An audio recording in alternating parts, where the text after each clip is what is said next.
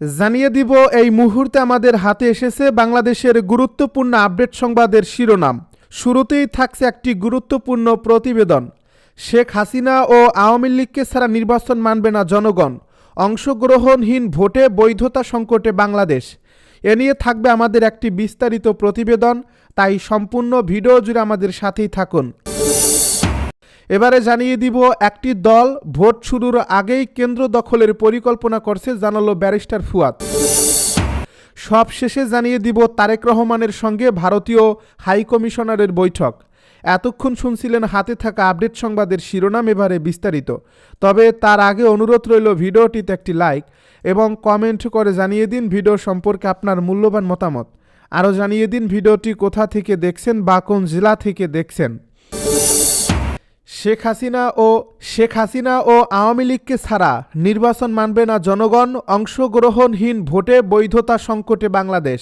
শেখ হাসিনা ও আওয়ামী লীগকে বাদ দিয়ে বাংলাদেশে যে কোনো জাতীয় নির্বাচন আদৌ গ্রহণযোগ্য হবে না, এমন বিশ্বাস এখন আর শুধু একটি রাজনৈতিক দলের বক্তব্যে সীমাবদ্ধ নেই, বরং তা ক্রমেই জনমত, রাজনৈতিক বাস্তবতা ও আন্তর্জাতিক পর্যবেক্ষণের একটি কেন্দ্রীয় আলোচ্য বিষয়ে পরিণত হয়েছে।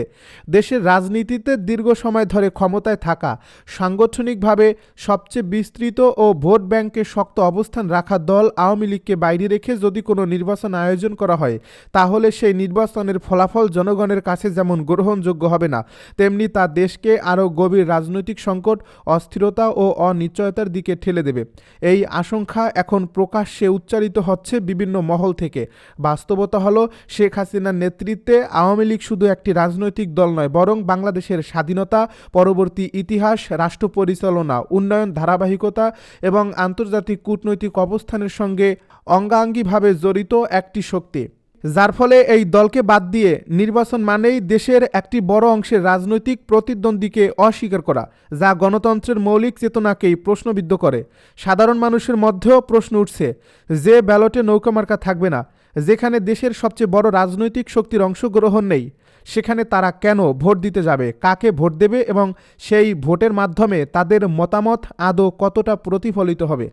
এই অনাস্থা ও অনীহার পরিবেশে ভোটার উপস্থিতি কমে যাওয়া, নির্বাচনী সহিংসতা বাড়া এবং নির্বাচন পরবর্তী বৈধতা সংকট তৈরি হওয়াই স্বাভাবিক, যা অতীত অভিজ্ঞতায় বারবার প্রমাণিত হয়েছে। আওয়ামী লীগের পক্ষ থেকে স্পষ্ট করে বলা হচ্ছে, শেখ হাসিনাকে এবং দলটিকে বাদ দিয়ে যে কোনো নির্বাচন একতরফা ও সাজানো হবে, যার মাধ্যমে প্রকৃত অর্থে জনগণের রায় প্রতিফলিত হবে না, বরং একটি রাজনৈতিক কাঠামো দাঁড় করানোর চেষ্টা করা হবে। রাজনৈতিক বিশ্লেষকদের মতে, বাংলাদেশের সামাজিক ও রাজনৈতিক বাস্তবতায় আওয়ামী লীগ একটি কিং মেকার নয়, বরং একটি কোর পার্টি, যাকে বাদ দিয়ে দিলে নির্বাচনী সমীকরণই ভেঙে পড়ে। আন্তর্জাতিক মহলেও বিষয়টি গভীরভাবে পর্যবেক্ষণ করা হচ্ছে, কারণ একটি অন্তর্ভুক্তিমূলক নির্বাচন ছাড়া বাংলাদেশে স্থিতিশীল সরকার গঠন কঠিন হবে এবং এর প্রভাব পড়বে আঞ্চলিক নিরাপত্তা, অর্থনীতি ও কূটনীতিতেও। দেশের ভেতরে বিরোধী মত ও সরকারের সমালোচনার পাশাপাশি এই প্রশ্ন জোরালো হচ্ছে যে, অন্তর্বর্তী বা যে কোনো সরকার যদি সত্যিই একটি গ্রহণযোগ্য নির্বাচন চায়, তাহলে কেন দেশের সবচেয়ে বড় দলকে বাইরে রাখার চিন্তা করা হচ্ছে? গণতন্ত্রের মূল দর্শন হল অংশগ্রহণ, প্রতিযোগিতা ও জনগণের মতামতের প্রতিফলন, অথচ আওয়ামী লীগকে বাদ দেওয়ার আলোচনা এই তিনটি নীতিকেই দুর্বল করে দেয়। শেখ হাসিনার নেতৃত্ব নিয়ে সমর্থকেরা যেমন আস্থাশীল, তেমনি বিরোধীরাও স্বীকার করেন যে তারা অনুপস্থিতিতে রাজনৈতিক শূন্যতা তৈরি হবে, যা সহজে পূরণ হওয়ার নয়। ইতিহাস বলছে, বাংলাদেশের রাজনীতি কখনোই বড় কোনো পক্ষকে বাইরে রেখে নির্বাচন হয়েছে, তখনই তা দীর্ঘমেয়াদী স্থিতিশীলতা আনতে ব্যর্থ হয়েছে এবং শেষ পর্যন্ত আবারও নতুন সংকটের জন্ম দিয়েছে।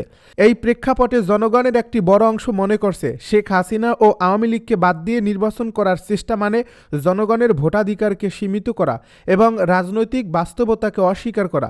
সামাজিক যোগাযোগ মাধ্যম থেকে শুরু করে চা স্টলের আড্ডা পর্যন্ত সর্বত্রই আলোচনার কেন্দ্রে এখন একটাই প্রশ্ন, এই নির্বাচন কার জন্য এবং কাদের বাদ দিয়ে? সাধারণ ভোটারদের ভাষায়, আমাদের পছন্দের দল যদি ব্যালটে না থাকে, তাহলে সেই ভোট আমাদের কি দেবে?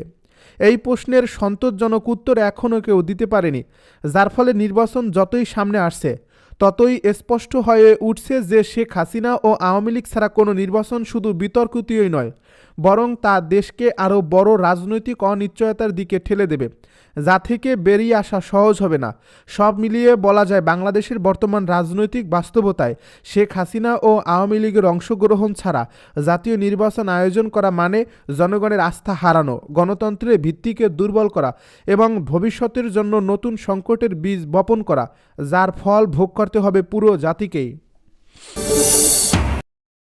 একটি দল ভোট শুরুর আগেই কেন্দ্র দখলের পরিকল্পনা করছে বলছে ব্যারিস্টার ফুয়াদ। ভোটার ও প্রার্থীদের নিরাপত্তা নিশ্চিত না হলে আসন্ন জাতীয় সংসদ নির্বাচন অবাধ ও গ্রহণযোগ্য হবে না মন্তব্য করেছেন বরিশাল ৩ আসনের ১১ দলীয় জোটের প্রার্থী ও আমার বাংলাদেশ পার্টির সাধারণ সম্পাদক ব্যারিস্টার আসাদুজ্জামান ফুয়াদ। শনিবার দুপুরে বাবুগঞ্জ উপজেলার চাঁদপাশা এলাকায় জোটের নেতাকর্মীদের নিয়ে নির্বাচন আচরণ বিধি বিষয়ক এক সভা শেষে সাংবাদিকদের প্রশ্নের জবাবে তিনি এসব কথা বলেন। ব্যারিস্টার ফুয়াদ অভিযোগ করে বলেন, নির্বাচনকে ঘিরে স্থানীয় প্রশাসনের কাছে একাধিকবার লিখিত ও মৌখিক অভিযোগ জানানো হলেও এখন পর্যন্ত দৃশ্যমান কোনো কার্যকর উদ্যোগ নেওয়া হয়নি। নির্বাচন কমিশনের দৃষ্টি আকর্ষণ করা হলেও মাঠ পর্যায়ে আইনশৃঙ্খলা বাহিনীর প্রত্যাশিত তৎপরতা লক্ষ্য করা যাচ্ছে না। তার দাবি, প্রশাসন একটি নির্দিষ্ট রাজনৈতিক দলের প্রতি পক্ষপাতমূলক আচরণ করছে। তিনি আরও বলেন, ভোট গ্রহণ শুরুর আগেই একটি রাজনৈতিক দলের নেতাকর্মীরা কেন্দ্র দখলের পরিকল্পনা করছে এমন তথ্য রয়েছে। আমরা ঝুঁকিপূর্ণ ভোটকেন্দ্রগুলোর তালিকা প্রস্তুত করেছি। নির্দিষ্ট কিছু কেন্দ্রে অস্ত্রের মহড়ার প্রস্তুতির তথ্যও পেয়েছি। এসব বিষয়ে প্রশাসনকে অবহিত করা হয়েছে। নির্বাচনের অতীত অভিজ্ঞতার প্রসঙ্গ টেনে ব্যারিস্টার ফুয়াদ বলেন, ২০০১ সালের পর দেশে সত্যিকার অর্থে একটি ভালো নির্বাচন হয়নি। অথচ প্রধান উপদেষ্টা ডক্টর মুহাম্মদ ইউনূস বলেছেন, আগামী নির্বাচন হবে ঈদের আনন্দের মতো, কিন্তু ভোটার ও প্রার্থীদের নিরাপত্তা নিশ্চিত না করে এবং আগেই কেন্দ্র দখলের শখ কষে রাখলে সেই নির্বাচন কখনোই ভালো হতে পারে না। একটি গ্রহণযোগ্য নির্বাচন আয়োজনের জন্য সরকারের প্রতি কঠোর অবস্থানের আহ্বান জানিয়ে তিনি বলেন, সন্ত্রাসী কার্যক্রমে জড়িত ও ভোটকেন্দ্র দখলের পরিকল্পনাকারীদের বিষয়ে প্রশাসনের কাছে তথ্য রয়েছে। স্থানীয়ভাবে গোয়েন্দা তথ্য সংগ্রহ করে বিশেষ ক্ষমতা আইন বা ভ্রাম্যমাণ আদালতের মাধ্যমে স্বল্পমেয়াদী আটক নিশ্চিত করা গেলে সহিংসতা ও কেন্দ্র দখলের প্রবণতা অনেকাংশে কমবে বলে তিনি মনে করেন। নিজেদের অবস্থান তুলে ধরে এবি পার্টির এই নেতা বলেন, তারা নিয়মিতভাবে জোটের নেতাকর্মীদের নির্বাচন আচরণ বিধি বিষয়ে প্রশিক্ষণ ও সচেতনতামূলক সভা করছেন। কোনো ধরনের প্রচারণা আইনসম্মত এবং কোন ধরনের প্রচারণা আইনসম্মত এবং কোনটি নয় সে বিষয়ে মাঠ পর্যায়ে স্পষ্ট নির্দেশনা দেওয়া হচ্ছে। তিনি অভিযোগ করে বলেন, প্রতিদ্বন্দ্বী কিছু রাজনৈতিক দলের প্রার্থীরা নিজেদের নামে ও বেনামে ব্যানার পোস্টার ব্যবহার করে আচরণবিধি লঙ্ঘন করছে। এসব অনিয়মের বিষয়েও প্রশাসনের দৃষ্টি আকর্ষণ করা হয়েছে। সবশেষে ব্যারিস্টার ফুয়াদ বলেন, এই অনিয়মগুলো বন্ধ না হলে একটি সুষ্ঠু নির্বাচন হবে এমন আস্থা তৈরি হয় না। লেভেল প্লেইং ফিল্ড নিশ্চিত করতে হলে নির্বাচন আচরণবিধি কঠোরভাবে বাস্তবায়ন এবং আইনের সমান প্রয়োগ নিশ্চিত করা জরুরি। তারেক রহমানের সঙ্গে ভারতীয় হাইকমিশনের বৈঠক। বিএনপি চেয়ারম্যান তারেক রহমানের সঙ্গে বৈঠক করেছেন ঢাকায় নিযুক্ত ভারতীয় হাইকমিশনার প্রণয় কুমার বার্মা। শনিবার বিকেল ৫টার দিকে রাজধানীর গুলশানে বিএনপি চেয়ারম্যানের কার্যালয়ে এ বৈঠক হয়। এ বৈঠকে বিএনপি মহাসচিব মির্জা ফখরুল ইসলাম আলমগীর এবং দলের আন্তর্জাতিক বিষয়ক যুগ্ম মহাসচিব হুমায়ুন কবির উপস্থিত ছিলেন।